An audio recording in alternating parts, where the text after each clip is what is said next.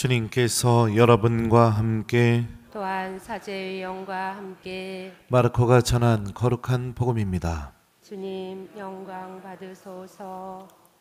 그때 제자들이 빵을 가져오는 것을 잊어버려 그들이 가진 빵이 배 안에 한 개밖에 없었다.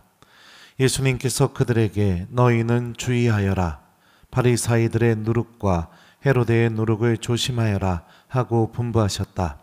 그러자 제자들은 자기들에게 빵이 없다고 서로 수군거렸다. 예수님께서는 그것을 아시고 그들에게 말씀하셨다. 너희는 어찌하여 빵이 없다고 수군거리느냐? 아직도 이해하지 못하고 깨닫지 못하느냐? 너희 마음이 그렇게도 완고하냐? 너희는 눈이 있어도 보지 못하고 귀가 있어도 듣지 못하느냐? 너희는 기억하지 못하느냐? 내가 빵 5개를 5,000명에게 떼어주었을 때 빵 조각을 몇 광줄이나 가득 거두었느냐? 그들이 12입니다 하고 대답하였다. 빵 7개를 4,000명에게 떼어주었을 때에는 빵 조각을 몇 바구니나 가득 거두었느냐? 그들이 7입니다 하고 대답하자 예수님께서 그들에게 말씀하셨다. 너희는 아직도 깨닫지 못하느냐? 주님의 말씀입니다. 그리스도님 참미합니다. 오소서 성령님, 너희는 아직도 깨닫지 못하느냐? 안녕하세요. 날씨가 갑자기 또 추워졌어요. 그죠? 감기 조심하시고 또 성당 오가실 때 넘어지지 않도록 조심해서 다니셨으면 좋겠습니다.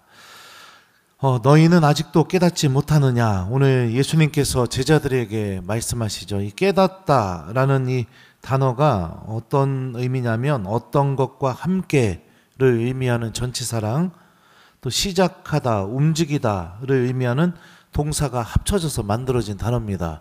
이 그리스 말로는 순 이엠이라고 합니다. 순, 어떤 것과 함께, 이엠이 시작하다, 움직이다 이렇게 한자처럼 만들어졌는데 물론 이 단어의 뜻은 깨닫다의 의미예요. 근데 어원적으로 결합된 내용을 보게 되면 깨닫는 게 무엇이냐? 이 성경의 언어는 깨닫는 것을 어떤 것으로 생각했느냐? 어원적으로 보면 우리가 이렇게 할 수 있죠. 어떤 것과 함께 시작하다. 그러니까 내가 모든 행동을 시작하거나 생각을 시작하거나 어떤 것을 일을 시작하거나 할 때 어떤 것이 나와 함께 계속 있는 겁니다. 예를 들면 날씨가 추워졌어요. 밖을 나가려고 해요. 그러면 어떻게 해야 되겠어요? 추우니까? 추우면 옷을 따뜻하게 입는다. 이 생각이 나와 함께 있는 거죠. 무엇인가를 시작하게 될 때. 그러니까 그 생각이 나의 행동에 변화를 일으키죠. 이게 깨닫는 겁니다. 예수님께서 제자들에게 말씀하세요. 너희는 아직도 깨닫지 못하느냐? 왜 깨닫지 못하고 있느냐? 제자들이 예수님이 중요한 이야기를 하시는데 빵이 하나밖에 없다고 걱정하기 시작합니다. 어떤 얘기를 하고 싶으셨느냐? 너희는 주의하여라. 바리사이들의 누룩과 헤로데의 누룩을 조심하여라. 그러면서 그들의 위험성에 대해서 예수님이 말씀하고 싶었던 것 같아요.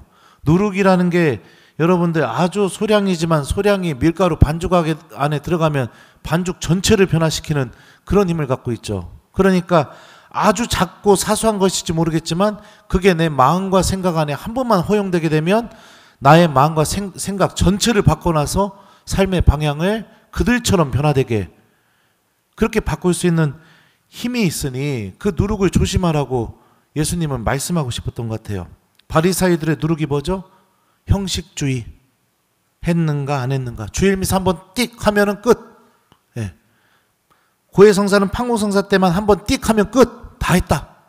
조건만 충족하면은 아무것도 문제가 안 된다. 하느님과 마음을 주고받고 하느님과 믿음의 관계를 형성해야 되는데 계명, 조항만 딱 해버리게 되면은 끝. 그리고 어떡하죠? 그거 안 지키는 사람들 비난하잖아요. 하느님의 법을 가지고. 비난, 심판. 이게 바리사이들의 누룩이죠. 오늘날 많은 교우들에게 이 누룩이 퍼져 있습니다. 헤로데의 누룩은 뭘까요? 체면, 평가. 이거를 목숨처럼 중요하게 여기는 사람. 그래서 헤로데는 그 체면, 사람들의 평가 때문에 어떤 일까지 저지르죠?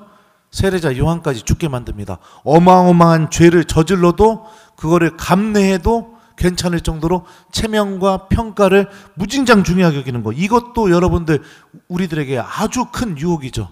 신앙생활 할 때 보여지고 평가받고 인정받고 이런 것들이 우리 마음 안에 들어오게 되면 우리들의 생각과 마음 전체를 완전히 바꿔버리는 그런 위험성이 지르고 있는데, 이걸 얘기하고 싶었는데 뭐라고 하냐, 빵이 하나밖에 없네.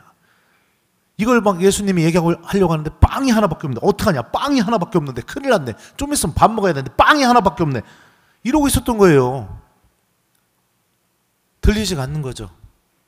주님께서 말씀하시죠. 5,000명 먹였을 때 빵 5개로 몇 광주리가 남았느냐, 4,000명 먹였을 때 몇 광주리가 남았느냐. 이 얘기가 빵 하나로 너희들 충분하게 먹일 수 있다, 나는 그런 능력이 있다, 이걸 얘기하고 싶어 할까요? 아니죠. 너희와 함께 있는 내가 그리스도고 메시아다. 눈이 있어도 보지를 못하고 귀가 있어도 듣지를 못하니 너희 마음이 그렇게 완고해서 어떡하냐. 주님께서 말씀하시죠. 참된 바라봄은 내가 무엇을 깨닫고 살아가느냐에 따라 달려 있습니다. 아까 제가 강론을 시작하면서 깨닫다라는 게 어떤 것이 시작될 때 항상 나와 함께 내 머릿속에 있는 거, 이게 깨닫는 겁니다. 하느님이, 예수님이 주님이시고 예수님이 구원자시고 예수님이 나를 하느님의 은총으로 인도해 주실 수 있는 그런 분이시라는 깨달음이 있다면 우리들도 제자들처럼 지금 닥친 문제 때문에 하느님을 잃어버리진 않을 겁니다. 큰일 생기니까, 바빠서, 갑자기 무슨 일이 생겨서, 그런 일이 생기게 되면 우리들의 마음이 요동치고 그것만 매달리고 그것 때문에 기도, 미사 다 중단해버리고, 그런다면은 여러분들 나의 신앙이 어떻겠어요? 눈이 있어도 보지 못하고 귀가 있어도 듣지 못하는 그 완고함 속에 갇혀버리겠죠. 한결같은 신앙생활, 먼저 하느님을 선택할 줄 아는 믿음, 무슨 일이 있어도 내가 나를 뒤흔드는 그런 일이 있다 하더라도 먼저 하느님을 바라볼 줄 아는 깨달음, 그게 있게 될 때 우리들은 하느님의 은총 안으로 걸어가고 우리와 함께 계시는 예수님이 어떤 분이신지를 정말로 깨달을 수 있게 되죠. 오늘 일독서를 볼까요? 일독서에서 노아의 홍수 이야기가 나오는데 세상의 모든, 세상 전체가 그냥 악하기만 했다고 했습니다. 하느님의 심판이 이루어지게 되는 거죠. 근데 그 심판 안에서 구원받을 수 있었던 유일한 사람이 누구였느냐? 노아였습니다. 오늘 창세기 저자는 이렇게 묘사합니다. 그러나 노아만은 주님 눈에 들었다. 그리고 노아가 주님 눈에 들게 된 명확한 이유가 뭘까요? 일독서에서 뭐라고 얘기할까요? 노아는 주님께서 명령하신 대로 다 하였다. 이게 노아가 주님 눈에 들게 된 이유인 겁니다. 생각해봐요. 방주가 얼마만 하면 우리 성당 전체 건물보다 더 클 겁니다. 학교도 안 가고 직장도 안 가고 하느님 말씀 때문에 나무배다가 방주 만들고 있어요. 세상 사람들이 그 노아 가족 보면서 뭐라고 했을까요? 미쳤다고 했을 거예요. 그죠? 예. 뭐하러 저러냐고. 뭐하러 저러냐고. 그래도 어떻게 해요? 노아 가족은 하느님의 말씀을 그대로 실천하는 믿음을 보여주죠. 주님을 먼저 선택할 줄 아는 믿음. 그게 하느님의 심판 앞에서 주님 눈에 드는 사람으로 우리를 만나게 해주고 하느님을 자비로운 심판관으로 만나게 해줍니다. 이유 없는 사람 없습니다.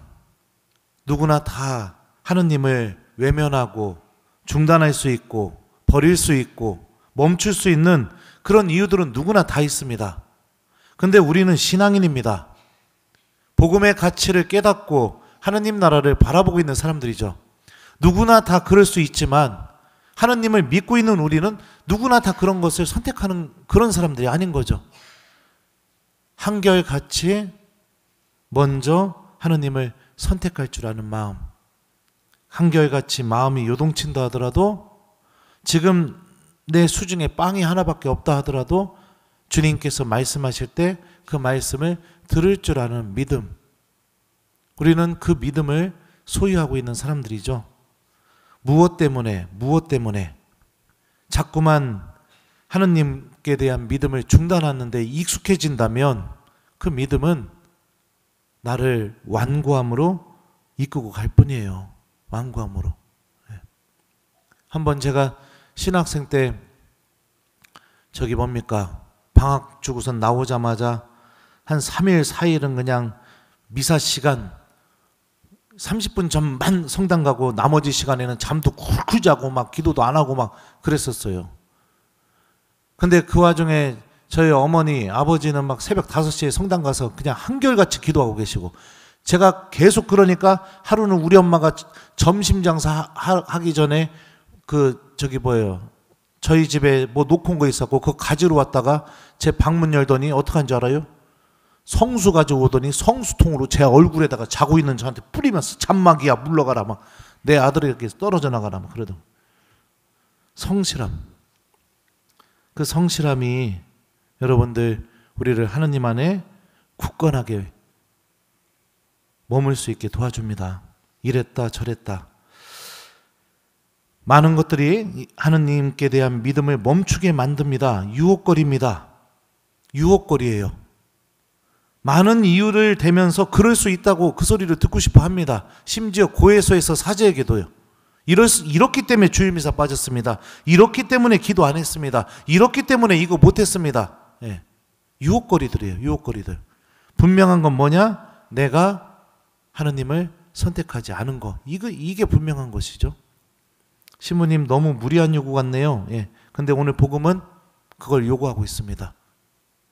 완고함에서 벗어나서 우리와 함께 계시는 예수님을 바라볼 줄 아는 깨달음, 주님께서 말씀하실 때 들을 줄 아는 깨달음, 그게 노아를 통해서도 드러났죠.